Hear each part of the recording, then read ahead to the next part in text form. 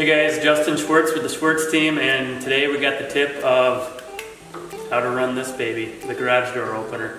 This is one of the most common things that happens as we get ready to move in and we can't find garage door openers. They got misplaced, batteries are dead, they got thrown away.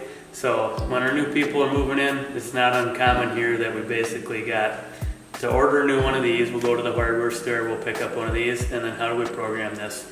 So the tricky part for me, really tiny little button right here, got a nail, I'm gonna press this. So when I press it, it should go red. Tell me if it goes red, Adam.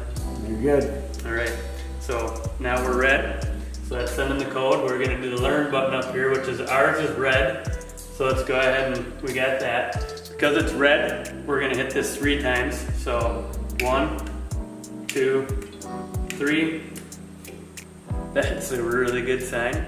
And then we hit the opposite button. Don't hit that button again. Hit this.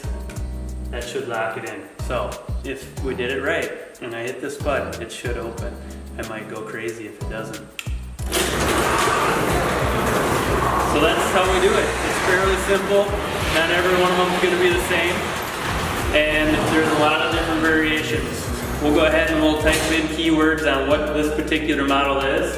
Right now, this garage door opener, it's a Chamberlain, and what we're dealing with is a Chamberlain Liftmaster Professional Formula 1. This is for race cars.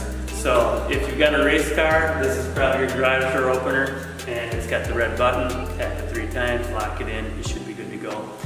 If you guys want some other tips on what we can help you with, go ahead and comment below. We're happy to try to figure it out. We know it seems simple, but sometimes it can be a little more complicated, and the videos can help. So we look forward to hearing your comments, and I hope this helped you out. Talk to you guys later.